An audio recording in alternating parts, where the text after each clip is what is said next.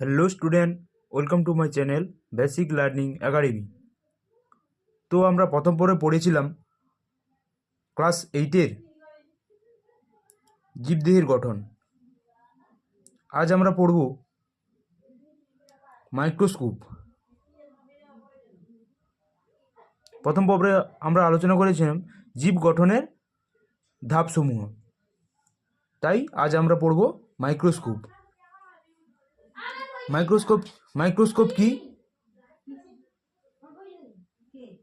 না? মাইক্রোস্কোপ হলো কোনো চোখে দেখা যায় না এসব জিনিস, যেসব জিনিস চোখে দেখা যায় না সেগুলো দেখার জন্য আমরা মাইক্রোস্কোপ ব্যবহার করি। তো মাইক্রোস্কোপ কি? মাইক্রোস্কোপ একটা যন্ত্র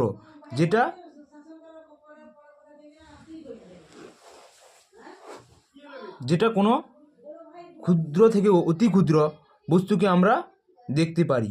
সেটাতে কি আছে? একটা লেন্স আছে, মাধ্যমে সেটা আমরা দেখতে পারি। কার মাধ্যমে? না, মাইক্রোস্কোপের মাধ্যমে। মাইক্রোস্কোপ কে আবিষ্কার করেন? না, 1665 খ্রিস্টাব্দে বিজ্ঞানী রবার্ট হুক ওক গাছের কাণ্ডের ছাল নিয়ে তার একটি সূক্ষ্ম পশ্চছেদ তৈরি করেন। মানে বিজ্ঞানী রবার্ট হুক একটা ওক গাছের কাণ্ডের ছাল নিয়ে তার সূক্ষ্ম পশ্চছেদ কেটেই তারপর নিজের তৈরি মাইক্রোস্কোপে তিনি একটি মাইক্রোস্কোপ তৈরি করেছিলেন। কি মাইক্রোস্কোপ? না, যৌগিক মাইক্রোস্কোপ, সরল মাইক্রোস্কোপ। তিনি সেই মাইক্রোস্কোপের নিচে পশ্চচ্ছেদকে দেখার জন্য পশ্চচ্ছেদের দেখার সময় মৌচাকের প্রকোষ্ঠের মতো অসংখ্য কুটুরি লক্ষ্য করেন। তিনি ওই যে ওক গাছের যে পশ্চচ্ছেদটা মাইক্রোস্কোপের নিচে দিয়ে কি দেখলেন? না, অনেকগুলো মৌচাকের মতো কুঠুরি তিনি লক্ষ্য করলেন। তিনি এদের সেলিউলা বলে আখ্যা দেন। এটা কি শব্দ? না, ল্যাটিন অর্থ হচ্ছে ঘর। এর হচ্ছে ল্যাটিন অর্থ কি? ঘর। পরে এদের তিনি সেল নাম বা কোষ নাম দেন। তুমি কি করে একটি কোষকে দেখতে পারো? না, কি করে আমি একটি কোষকে দেখতে পাবো? খালি চোখে তো আর দেখতে পাবো না, তাই জন্য আমাকে ব্যবহার করতে হবে কি? মাইক্রোস্কোপ। খালি চোখে কোষ দেখা যায় না, দেখতে গেলে একে বড় গুণে বড় করা দরকার। দেখতে গেলে কি? অনেক বড় করে দেখতে হবে। এর জন্য আমরা লেন্সযুক্ত যে যন্ত্র ব্যবহার করি তার নাম হলো মাইক্রোস্কোপ। তাহলে মাইক্রোস্কোপটা কি? না, লেন্সযুক্ত যে যন্ত্র আমরা ব্যবহার করি কোনো ক্ষুদ্র বস্তু আমরা দেখার জন্য যে জিনিসটা ব্যবহার করি তাকে মাইক্রোস্কোপ বলে। একটা টুকরো কথা আমি পড়ি। না, রবার্ট হুক কর্কের পাতলা ছেদ পরীক্ষা করার সময় যে কোষগুলি লক্ষ্য করেছেন সেগুলি ছিল মৃত। তার রবার্ট হুক যে ওই যে ওক গাছের কাণ্ডের ছালে যে পশ্চচ্ছেদ করেছিলেন সেগুলো কি কোষ ছিল? না, মৃত কোষ ছিল। পরবর্তীতে 1674 খ্রিস্টাব্দে ডাচ বিজ্ঞানী লিভেনহুক প্রথম সজীব কোষ পর্যবেক্ষণ করেন। না, প্রথম সজীব কোষ পর্যবেক্ষণ করেন কে? না, হচ্ছে লিভেনহুক। আর প্রথম কোষ আবিষ্কার করেন এগুলো, এবং সেগুলো ছিল মৃত। তাহলে সেটা কে? না, রবার্ট হুক। কিন্তু সজীব কোষ আবিষ্কার করেন লিভেনহুক। মাইক্রোস্কোপ উন্নতি ঘটিয়েছে। তিনি নানা অণুজীব ও রক্তকোষ পর্যবেক্ষণ করেন।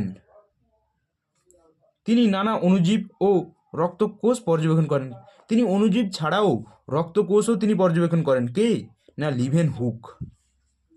কোষের গঠন কি ভালোভাবে বুঝতে গেলেই নানা রঙের রাসায়নিক পদার্থ ব্যবহার করা হয়, এদের রঞ্জক পদার্থ বলেই। না, কোষের গঠনকে ভালোভাবে বুঝতে গেলে আমাদের কিসের প্রয়োজন? না, নানা রঙের রাসায়নিক পদার্থ ব্যবহার করা হয়, এদের রঞ্জক পদার্থ বলেই। কোষের গঠন পর্যবেক্ষণের জন্য প্রথম দিকে সরল আলোক উন্মোচন যন্ত্র সিম্পল লাইট মাইক্রোস্কোপ ব্যবহার করা হতো। এতে একটি মাত্র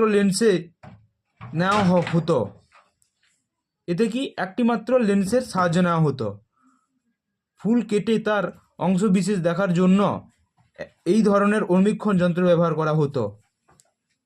না, কোনো ফুলের পশ্চচ্ছেদ কেটে অংশবিশেষ দেখার জন্য অনুবীক্ষণ যন্ত্র ব্যবহার করা হতো। একটা বস্তু 15 থেকে 20 গুণ বড় করে দেখতে সক্ষম না সরল অনুবীক্ষণ যন্ত্র 15 থেকে 20 গুণ বড় করে দেখতে সক্ষম। তারপর কি এলো, মানে সরল আলোক অনুবীক্ষণ যন্ত্রের পর কি এলো না যৌগিক আলোক অনুবীক্ষণ যন্ত্র। এরপর এলো যৌগিক আলোক অনুবীক্ষণ যন্ত্র, কম্পাউন্ড লাইট মাইক্রোস্কোপ। এতে দ্রষ্টব্য বস্তুকে অনেক বড় করে দেখানোর জন্য বিবর্ধন ক্ষমতা সম্পন্ন একাধিক লেন্স, অকিউলার লেন্স আর অবজেক্টিভ লেন্স ব্যবহার করা হয়। যৌগিক আলোক অনুবীক্ষণ যন্ত্র সরল অনুবীক্ষণ যন্ত্রের চেয়ে অনেক বহু গুণ বড় করে ছবিকে দেখতে পাওয়া যায়। এর দুই ধরনের লেন্স থাকে, বিবর্ধন ক্ষমতা সম্পন্ন একাধিক লেন্স থাকে। তাদের মধ্যে অকিউলার লেন্স ও অবজেক্টিভ লেন্স, দুটো লেন্স কি অকিউলার লেন্স ও অবজেক্টিভ লেন্স ব্যবহার করা হয়। তাহলে যদি পরীক্ষায় আসে যৌগিক আলোক অনুবীক্ষণ যন্ত্রে যে বিবর্ধন ক্ষমতা সম্পন্ন যুক্ত দুটি লেন্সের নাম লেখো, তাহলে তোমরা কি লিখবে অকিউলার লেন্স, অবজেক্টিভ লেন্স ব্যবহার করা হয়। ঠিক আছে, এই অনুবীক্ষণ যন্ত্রে দৃশ্যমান আলো দ্বারা দ্রষ্টব্য বস্তুকে আলোকিত করা হয়। এর জন্য একটি বিশেষ ধরনের আয়ন সাহায্য নেওয়া হয়। এতে ধরনের লেন্স ব্যবহার ফলে দ্রষ্টব্য বস্তু 2000 থেকে 4000 গুণ বড় করে দেখা সম্ভব না। এই ধরনের যন্ত্রে যৌগিক আলোক অনুবীক্ষণ যন্ত্র ব্যবহার করার ফলে বস্তুকে কত গুণে বড় করে দেখানো যায় না 2000 থেকে 4000 গুণ বড় করে দেখা সম্ভব।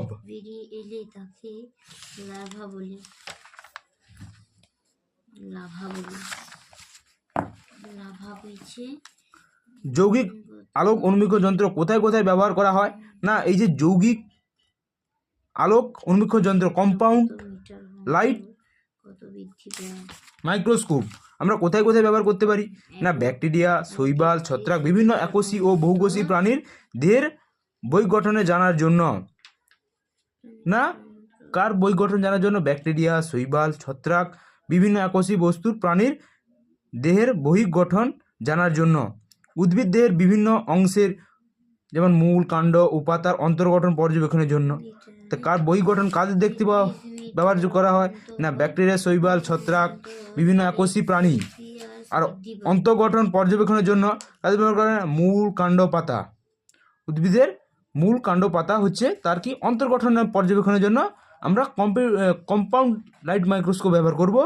আর বই গঠন দেখার জন্য কম্পাউন্ড মাইক্রোস্কোপ ব্যবহার করব। কিন্তু বই গঠন কাদের দেখবো না ব্যাকটেরিয়া, শৈবাল, ছত্রাক, উদ্ভিদের একোষী ও বহুকোষী প্রাণীর দেহের বই গঠন জানার জন্য। জীবদেহের বিভিন্ন অঙ্গ ও তার প্রচ্ছদ করেই তার কলার গঠন জানার জন্য।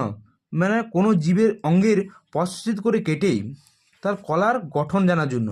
তাহলে কোনো অঙ্গের তার প্রচ্ছদ কেটে তার কলার অবস্থান জানার জন্য আমরা কম্পাউন্ড লাইট মাইক্রোস্কোপকে ব্যবহার করব। কোষের ভেতর অঙ্গাণু ও কোষের বাইরে পর্দার গঠন জানার জন্য।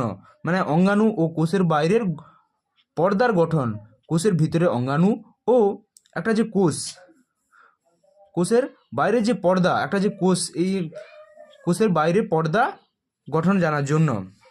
পরবর্তী সময়ে এলো কি ইলেকট্রন অনুবীক্ষণ যন্ত্র, ইলেকট্রন মাইক্রোস্কোপ। এই ধরনের আলোক পরিবর্তিত দ্রুতগতি ইলেকট্রন প্রবাহ দ্রষ্টব্য বস্তুর মধ্য দিয়েই পাঠানো হয়।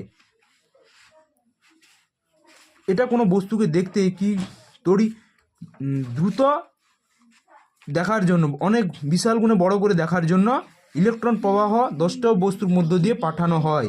এই অনুবীক্ষণ যন্ত্রে কাঁচের লেন্স পরিবর্তিতে তড়িৎ চুম্বক ব্যবহার করা হয়। মানে এই যে ইলেকট্রন অনুবীক্ষণ যন্ত্রে লেন্সের পরিবর্তে পৃথিবীর ভূগর্ভের তাপ ইলেকট্রনের কত মিটার প্রয়োজন অন্তর পড়ে কত মিটার পরিবর্তে তড়িৎ চুম্বক ব্যবহার করা হয়, মানে ইলেকট্রনকে কাজে লাগিয়ে তড়িৎ চুম্বক উৎপন্ন মিটার করে অন্তর কত বৃদ্ধি বস্তুকে পায়? অনেক বড় করে দেখা যায়। দোষ্ট বস্তুকে পৃথিবীর 50,000 থেকে তাপমাত্রা 3 লাখ গুণ 33 মিটার বড় অন্তর করে 1 সেলসিয়াস দেখা যায়। বৃদ্ধি পায়। দশটা বস্তুকে দেখার জন্য ফটোগ্রাফি ফিল্ম ব্যবহার করা হয় না। এটা যে দেখার জন্য মানে অনেক বড় করে দেখার জন্য কী ব্যবহার করা হয়? ফটোগ্রাফি ফিল্ম ব্যবহার করা হয়। অনেক বড় দেখার জন্য ফটোগ্রাফি ফিল্ম ব্যবহার করা হয়। এই যন্ত্রের সাহায্যে ভাইরাস ও অন্যান্য অণুজীবকে অনেক বড় করে দেখা সম্ভব এবং তাড়াতাড়ি দেখাও যায়। এছাড়াও কোষের মধ্যে অঙ্গগুলিকে পুঙ্খানুপুঙ্খ গঠন জানা সম্ভব। তাহলে পুঙ্খানুপুঙ্খ গঠন জানার জন্য কী ব্যবহার করব না ইলেকট্রন অণুবীক্ষণ যন্ত্র। একটা ইলেকট্রন অণুবীক্ষণ যন্ত্র ব্যবহার করব। দক্ষিণ আফ্রিকা সবচেয়ে কোষকে বড় করে দেখার জন্য আমরা কোন মাইক্রোস্কোপ ব্যবহার করব না ইলেকট্রন মাইক্রোস্কোপকে ব্যবহার করব। সবচেয়ে রবিনসন ড্রিক